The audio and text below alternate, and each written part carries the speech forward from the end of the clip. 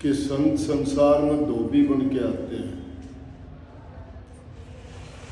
धोबी का काम होता है मैले वस्त्रों को धो के साफ करना। तो हमारी रूह बड़ी पाक पवित्र और साफ थी,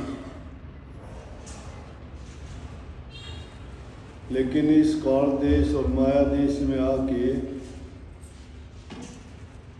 ये मलिन हुई। मलिन क्यों हुई?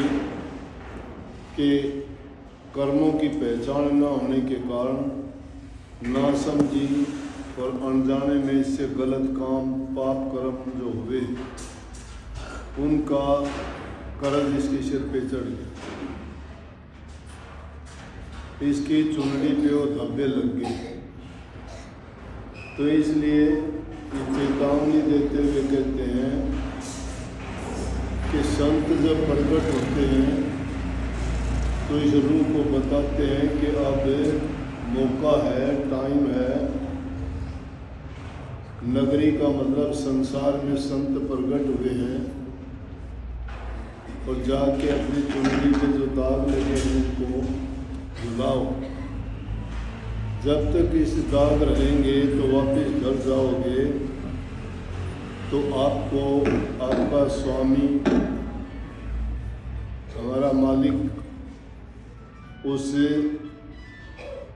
ऐसी जो मलिन चुनरी है उसको देख के हमसे प्यार नहीं करेगा, स्वीकार नहीं करेगा।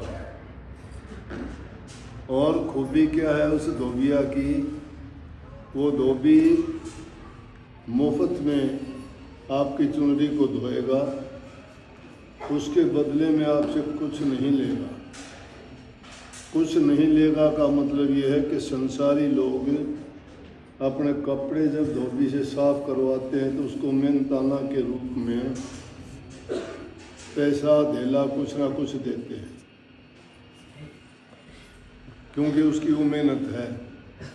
लेकिन ये धोबिया पैसा धेला नहीं लेता, ये प्रेम और प्रीत के बदले धोता है।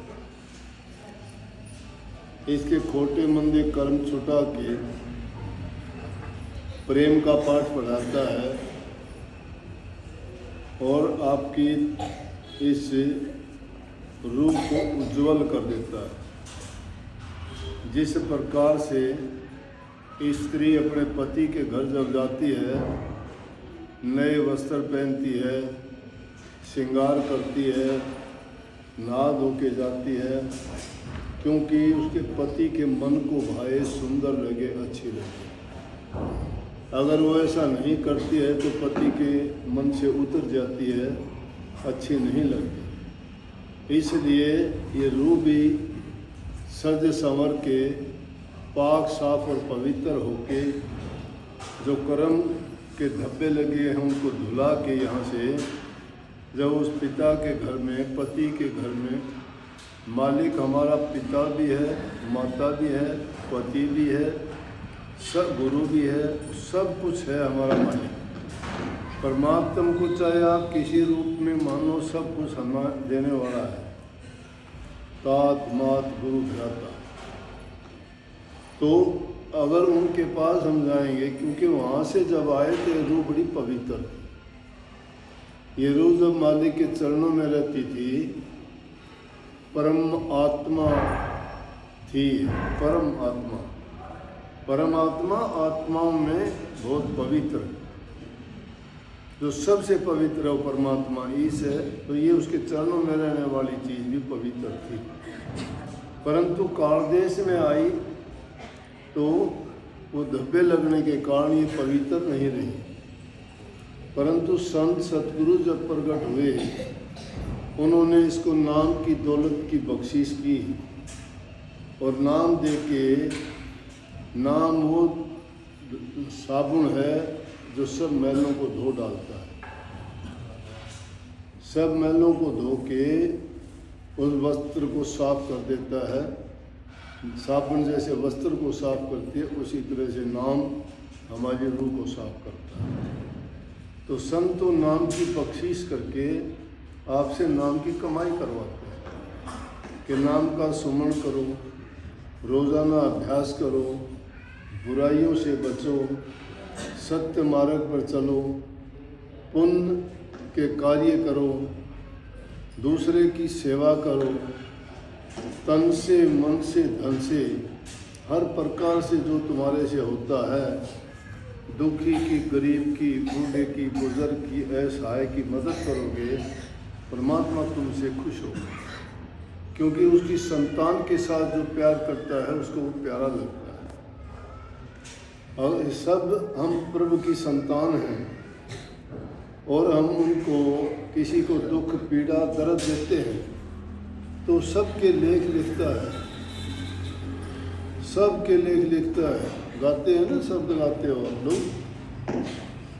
मेरे सतगुरु के दरबार में सब लोगों का खाता, मेरे दाता के दरबार में सब लोगों का खाता, जो भी जैसा कर्म करेगा वैसा ही फल पाता, मेरे दाता के दरबार में सब लोगों का खाता, मेरे मालिक के दरबार में सब लोगों का खाता। सबके कर्म 1 सेकंड में लिख लेता है।